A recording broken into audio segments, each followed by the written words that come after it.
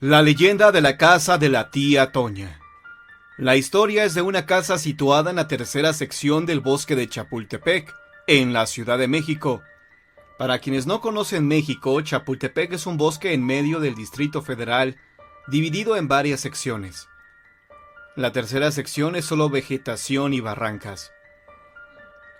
La casa está en la parte trasera del bosque. Es muy peligroso porque tienes que bajar la barranca hasta encontrar una escalinata de piedra, muy empinada y resbalosa que te lleva a un caminito. Más adelante te encuentras con un puente casi destruido, bastante viejo, donde hace años había un río. Ahora apenas hay un riachuelo en algunas estaciones del año. Y cruzando está la famosa casa abandonada de la tía Toña. El bosque da un aire de miedo asociado a la película de la bruja de Blair. Lo mejor comienza cuando llegas a la escalinata, porque muchos afirman que desde ese momento empiezan a escuchar el lamento de una anciana. Otros escuchan gritos, como si los alertaran para alejarse. Cuando vas cruzando el puente, se oye como si piedras grandes o bultos cayeran en el río. Se escuchan voces, susurros y ruidos desde el bosque, y es frecuente tener la sensación de que te observan desde varios puntos, como si alguien te vigilara. Una de las cosas más extrañas es que terminando de cruzar el puente, se percibe una vaga niebla que comienza a circular por la zona. No importa la temperatura que haya. Al llegar a la casona abandonada, es normal ver la cara de una viejita asomada en los viejos y empolvados ventanales, esperando la llegada de sus visitantes. Al entrar a la casa se siente de inmediato la presencia de algo, opresión en el pecho. El aire se vuelve pesado, inclusive muchas personas no soportan y salen mareados o se desmayan. Por las habitaciones se pueden ver sombras de todos los tamaños, corriendo o escondiéndose. Se oyen los lamentos de una mujer, pequeñas risas de niños. También es común que los visitantes sientan que les recargan la mano en el hombro, que cuando van caminando se tropiecen con algo inexistente, inclusive que te tomen del brazo con tanta violencia que se quede la marca de una mano, algún moretón o inclusive arañazos. Se dice que el cuarto de la famosa tía Toña está al fondo de la casa, pero nadie ha podido llegar hasta ahí y comprobar qué hay en la habitación, puesto que las actividades paranormales incrementan y el aire es tan pesado que no se puede respirar. Otros dicen que los que lo han logrado han quedado internados en un psiquiátrico por lo que vieron. Llega un momento en que todas estas experiencias y la pesadez del ambiente hacen que los visitantes salgan corriendo llenos de miedo, y al pasar corriendo por el puente, se sigue escuchando claramente el lamento de la mujer y las tablas crujir, como si algo o alguien te persiguiera. Aunque hay muchas historias que han surgido en relación a los sucesos paranormales y la casa, hay una historia que es la verdadera. La tía Toña era una señora que vivía sola en esa casona. No tenía mucho dinero, pero ayudaba como podía a muchos chicos de la calle que llegaban a vivir con ella. Los cuidaba, les daba de comer y un techo donde dormir, aunque fuera en el suelo. Ella era una señora muy grande y los chicos eran rebeldes y muy traviesos. Un día terminaron con la paciencia de la viejita. La sacaron tanto de quicio que tomó lo primero que se le atravesó y los mató a golpes. Para deshacerse de los cuerpos, los fue arrastrando y tirando uno a uno al río. Después recapacitó lo sucedido y fue tal su tristeza al verse como una despiadada asesina y sola que se dirigió a su cuarto y se quitó la vida. Nadie sabe si su cuerpo aún se encuentra dentro de la casa, en la habitación a la que nadie puede llegar. Actualmente la zona donde se encuentra la casa está restringida y con seguridad policíaca, principalmente por la noche, ya que durante mucho tiempo en los alrededores se encontraban los cuerpos de los visitantes o de vagabundos que buscaban refugiarse en la casa.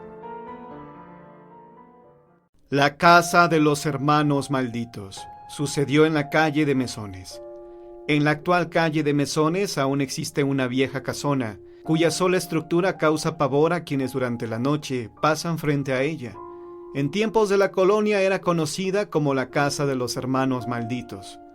Está ubicada entre las calles de 5 de Febrero e Isabel la Católica, y en el año de 1611 fue habitada por Florián Rivadeneira y Lucinda de Zavala. Florián y Lucinda no formaban un matrimonio, más bien eran una pareja de borrascosos amantes. Sus desahogos amorosos causaban gran escándalo entre los habitantes de la colonia, quienes continuamente comentaban que la desvergüenza de aquellos amantes llenaba la calle de pecado.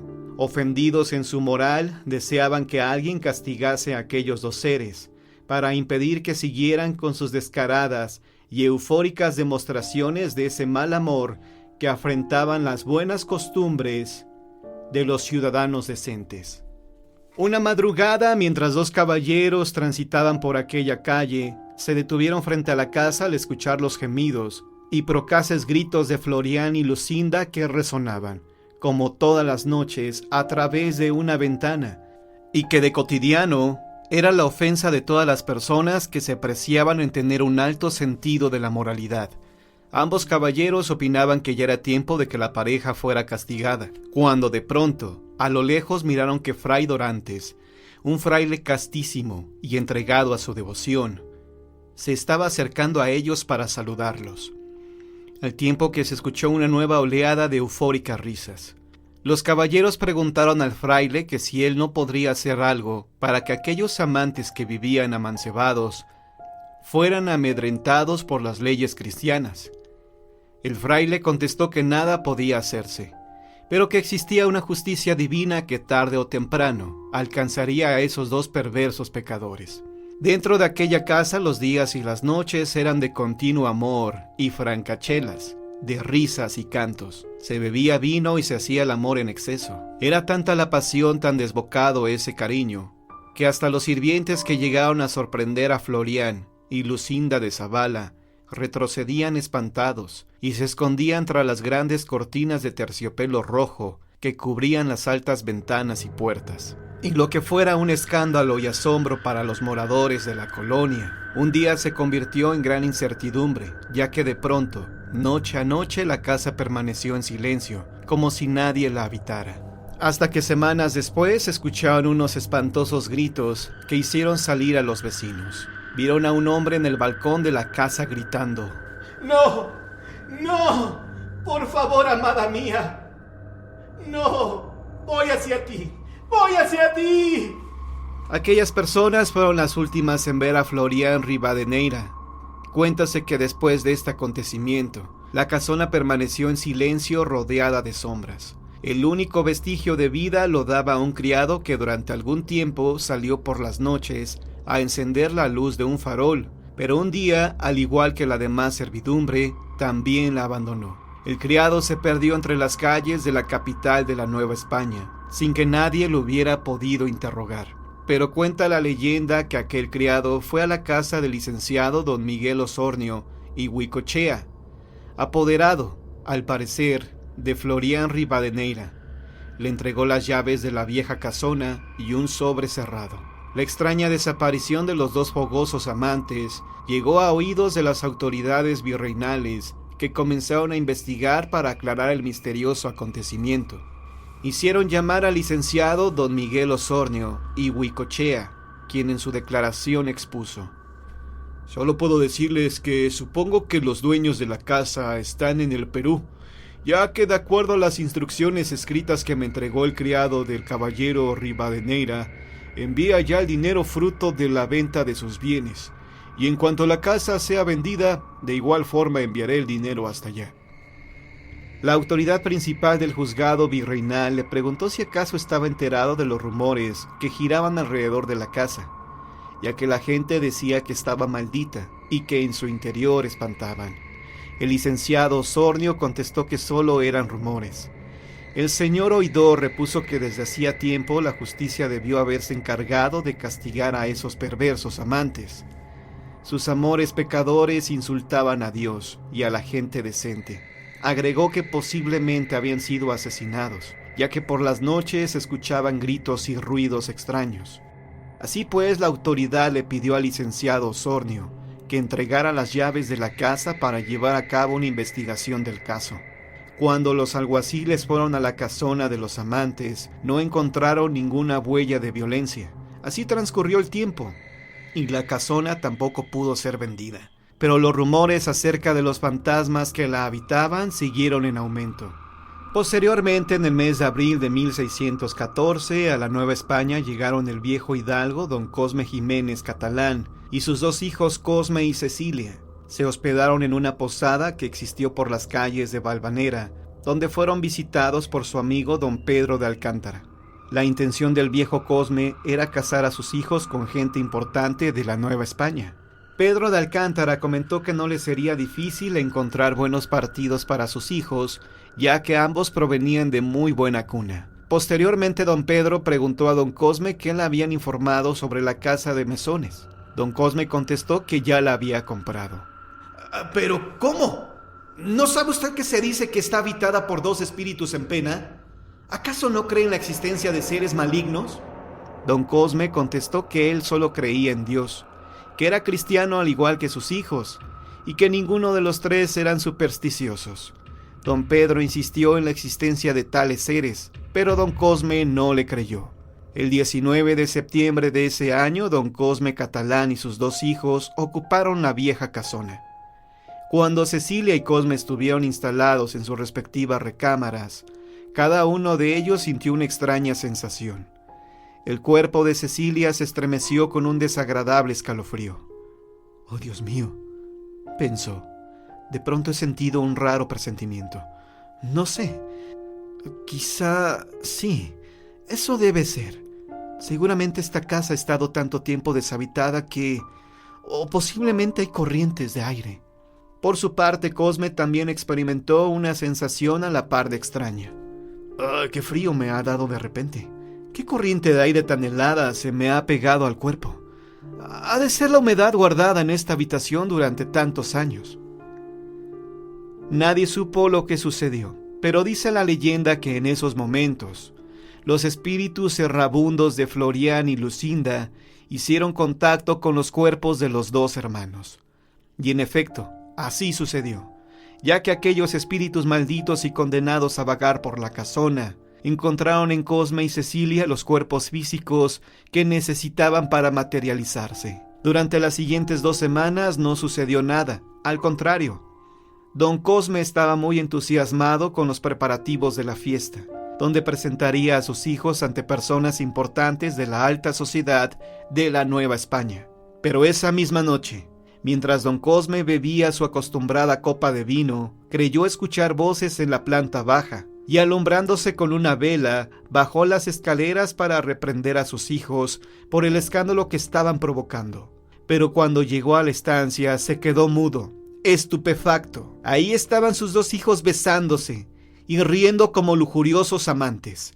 Cecilia decía entre risas: «Bésame, Florián, no te detengas». Y Cosme a su vez decía: «Lucinda mía, tu risa me incita al amor, te amo». Don Cosme, alarmado e incrédulo, fuera de sí, gritó desesperado que en nombre de Dios se detuvieran, y les pidió una explicación para aquella irregular conducta. Los hermanos enmudecieron y quedaron inmóviles en el preciso instante en que fueron sorprendidos por su padre. Ella perdió el conocimiento y Cosme se desvaneció sobre un sillón. Entonces don Cosme se acercó a su hija para reanimarla, al momento que Cosme volvió en sí, sin poder entender lo que había sucedido.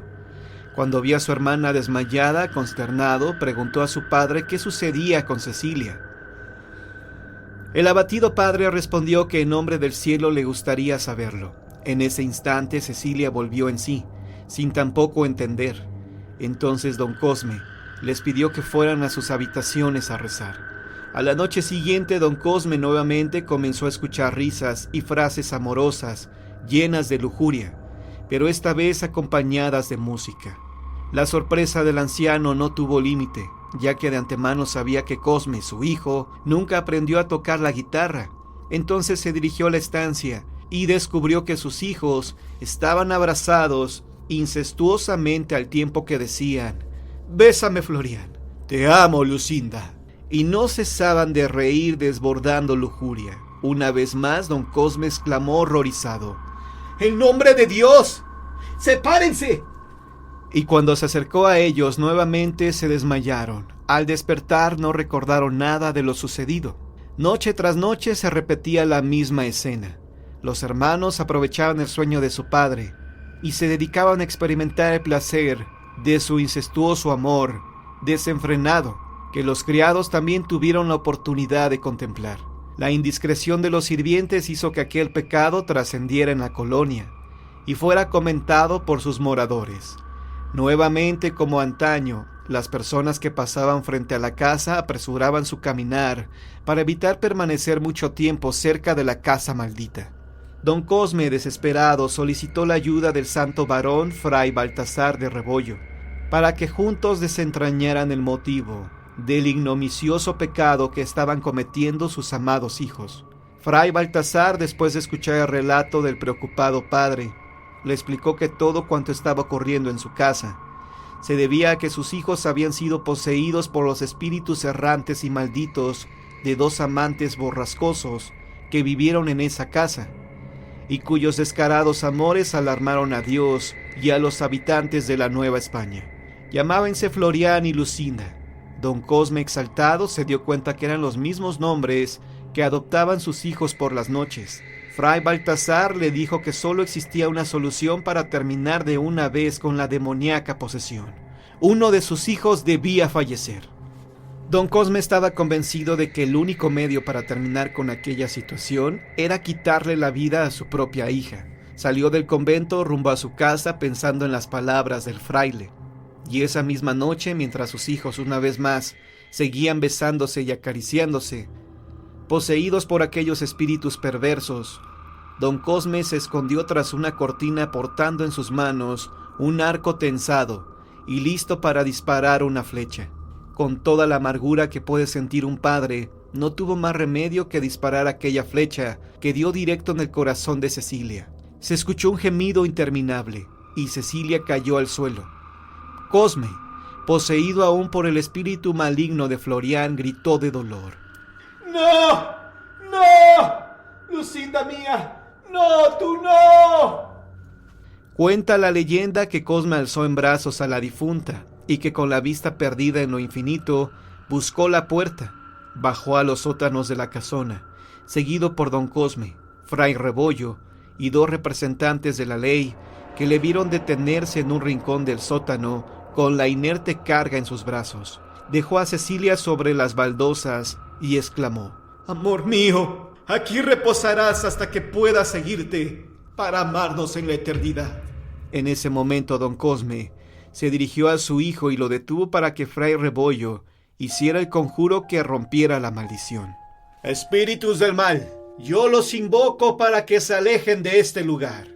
Dicen los documentos del Santo Oficio que el diabólico sortilegio se quebró en 1000 pedazos, al tiempo en que Cosme quedó liberado y vio a su hermana sin vida.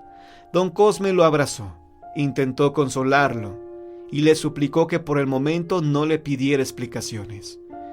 Tan pronto como don Cosme logró sacar a su hijo del sótano, los hombres comenzaron a excavar en el lugar que Fray Rebollo les indicó. Ahí encontraron los cuerpos mortales cuyos espíritus malignos habitaban en la vieja casona. Eran 2 esqueletos estrechamente unidos en un abrazo. Fray Rebollo se hincó ante la fosa e hizo otro conjuro para deshacer el abrazo maldito que los mantuvo juntos por tanto tiempo, y en nombre de Dios dijo: Ahora que están separados, sus almas podrán comparecer ante el Supremo Creador para ser juzgados. Amén. En ese momento se escucharon larguísimos y dolientes lamentos. Don Cosme y su hijo abandonaron aquella casona y regresaron a España. Nunca se supo quién asesinó a Florián Rivadeneira y a Lucinda de Zavala, ni tampoco quién los sepultó abrazados. ¿Acaso el licenciado Osornio y Huicochea fue quien los privó de la vida? Los documentos de la investigación mencionan que el abogado era la única persona que hubiera podido explicarlo, pero que desgraciadamente desapareció envuelto en el misterio, el cual que no pudo ser resuelto.